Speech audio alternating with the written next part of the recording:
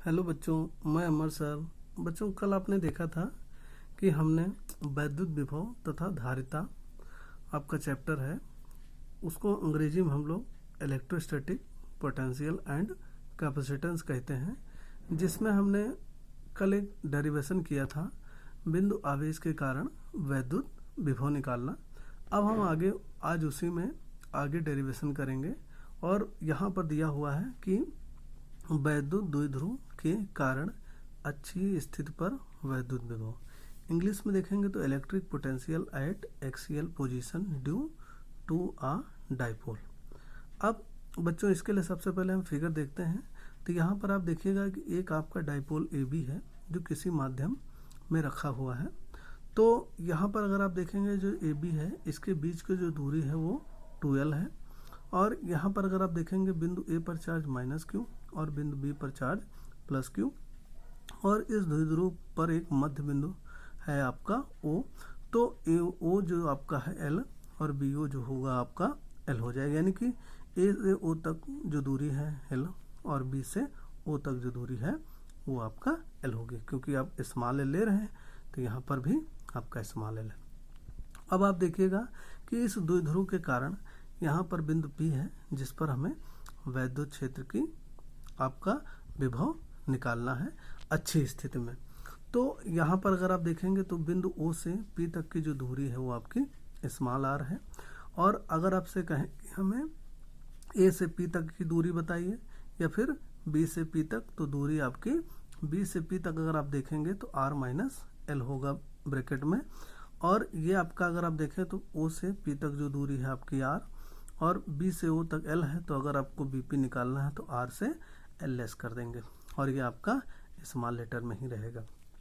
आगे अगर हम ए पी की वैल्यू देखेंगे तो आप देखें कि ओ से पी तक दूरी आपका आर है और फिर आपका ए से ओ एल है। तो यहाँ पे अगर ए से पी तक जो दूरी देखेंगे वो आपका आर प्लस एल होगा। आगे हम देखते हैं यहाँ पे बच्चों, तो इसके कारण हमें क्या करना है, इस द्विध्रुव के कारण बिंदु पी पर वैद्युत विभव निकालना है।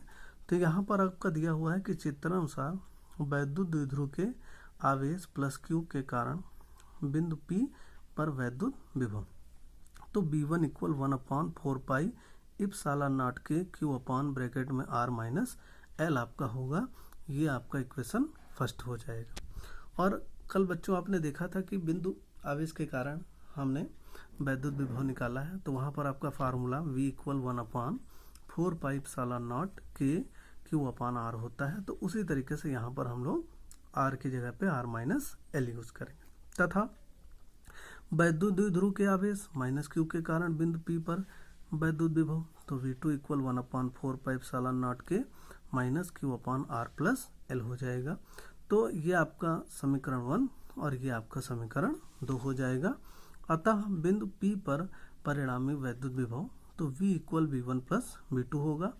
अब V इक्वल V1 की जगह पे 1/4 पाई इप्सिलॉन नॉट के क्यू अपॉन ब्रैकेट में आर माइनस एल और V2 की जगह पे माइनस यहाँ पर रखेंगे 1/4 पाई इप्सिलॉन नॉट के क्यू अपॉन ब्रैकेट में आर प्लस एल रख लेंगे। अब आगे देखिए, तो V इक्वल आप देखें कि Q/4 पाई इप्सिलॉन नॉट के यहाँ और Q/4 पाई इप्सिलॉन नॉट के दोनों जगह दिख रहा है तो हम कॉमन ले लेंगे। तो B equal Q/4 pi epsilon not के और बड़े ब्रैकेट में 1/ छोटे ब्रैकेट में आर माइनस एल, माइनस का साइन 1/ छोटे ब्रैकेट में r plus l, bracket close. अब आप इसको थोड़ा सा सॉल्व करेंगे तो यहाँ पे B equal Q/4 pi epsilon not के वैसे ही लिखा रहेगा। बड़े ब्रैकेट में यहाँ पे हम सॉल्व करेंगे तो इसका इससे मल्टीप्लिकेशन हो जाएगा तो r square minus l square होगा। ये आर प्लस एल ऊपर चला जाएगा, ये देखिए आर प्लस एल लिख लिया और ये आर माइनस एल यहाँ पे हो जाएगा। तो आर माइनस एल आप जब रखेंगे तो माइनस साइन अंदर मल्टीप्लाई हो जाएगा तो यहाँ पे माइनस का आर हो जाएगा, प्लस का एल हो जाएगा। और फिर आप देखेंगे कि आर से आर कैंसिल आउट हो जाएगा और एल आपका 2L हो जाएगा। तो यहाँ पे V equal Q/4 pi epsilon not के 2L upon r square minus l square हो जाएगा। आगे देखिए, V equal 1/4 pi epsilon not के यहाँ पे 2QL upon r square minus l square. और बच्चों आप जानते हैं कि जो आपका द्विध्रुव होता है, अगर हम लोग वहाँ पे द्विध्रुव आघूर्ण देखेंगे तो वो आपका माइनस क्यू चार्ज से प्लस क्यू चार्ज की ओर होगा। तो यहाँ पे ये देखिए आपका स्मॉल p दिया हुआ है। अब आगे देखिएगा, तो यहाँ पे लिखा हुआ है कि such that p equal to 2ql, तो v equal 1/4 pi epsilon not के, और 2ql की जगह पे p रख लेंगे तो यहाँ पे r square minus l square आ जाएगा। लेकिन आप जानते हैं कि r is greater than l, यानी कि r का मान l से ज़्यादा है, तो हम क्या करेंगे, l को निगलेक्ट कर देंगे या नगण्य मान लेंगे। तो यहाँ पे v equal 1/4 pi epsilon not के p अपॉन r स्क्वायर हो जाएगा। अगर आप मात्रक देखें तो आपको पता है कि विभव का मात्रक वोल्ट या फिर जूल पर कूलम होता है। अब आगे निर्वात अथवा वायु के लिए अगर हम लोग देखेंगे तो k की वैल्यू 1 हो जाएगी, तो v equal 1/4 pi epsilon not p upon r square हो जाएगा। अब ये आपका अच्छी स्थिति में वैद्युत विभव निकला है, यानी कि क्षैतिज स्थिति में आपका वैद्युत द्विध्रुव के कारण। तो यहाँ पे लिखा है कि अतः छोटे वैद्युत द्विध्रुव के कारण अच्छी स्थिति में किसी बिंदु पर विभव द्विध्रुव से बिंदु की दूरी के वर्ग के व्युत्क्रमानुपाती होता है। आगे बच्चों हम लोग अच्छी स्थिति के लिए कर लिए हैं, अब हम निरक्षीय स्थिति के लिए बात करेंगे।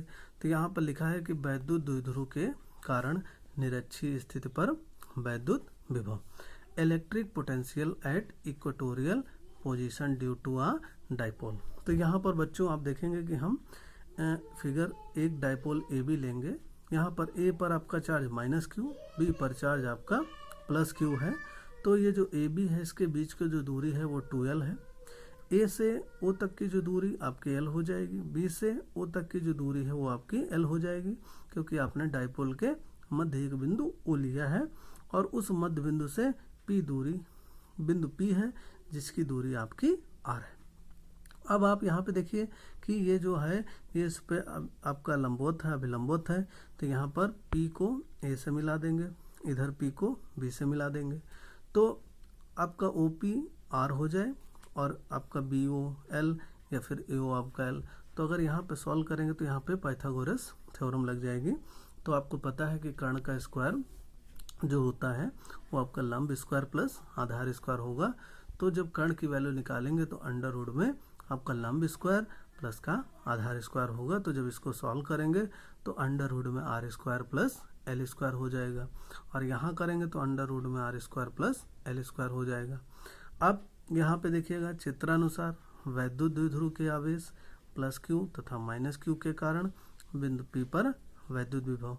तो यहाँ पर अगर आप देखेंगे तो हम लोग एक साथ ले लिए हैं, अगर आप पीछे डेरिवेशन में देखेंगे तो अलग अलग लिया था।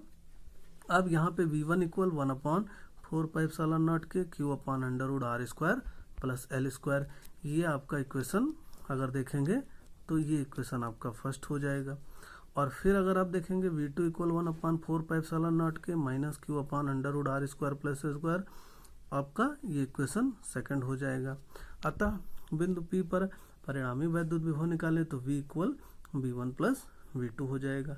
अब यहाँ देखिए V equal 1/4 pi epsilon not के Q upon under root r square plus l square minus 1/4 pi epsilon not के Q upon under root r square plus का l स्क्वायर आपका हो जाएगा।